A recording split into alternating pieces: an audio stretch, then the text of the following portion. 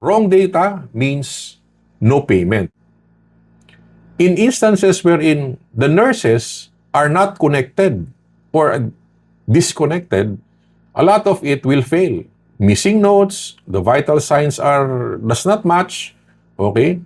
And a lot of things, it gets audited, may return at ma-deny. And vice versa, I tell the doctors that don't get mad if the nurses will probably try to make some recommendations or try to make some suggestions or recommendations or anything. Ganun.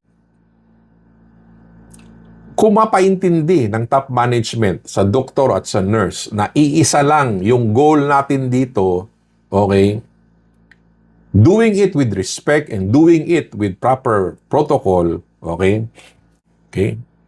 Kasi kung naintindihan ni top management, iisa lang yung goal natin dito. Isang team lang tayo, doctor, nurses, iisa lang ang takbo natin. So hindi pwedeng mag-away tayo. Wrong data means no payment. Now, PhilHealth does not pay for good intentions. Ito.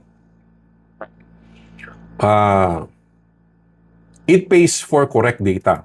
I was talking about a doctor na ang RVS ho was the surgical code used was worth 30,000. Yung OR technique niya was a 3-sentence lang. So merong surgeon na nag-react na why penalize the surgeon if mabilis niyang natapos yung yung surgery. Kasi yung surgeon, naniningil siya ng RVS na 30K. The procedure was done in 3 minutes. And yung OR tech niya, 3 line lang. 3 to 4 lines.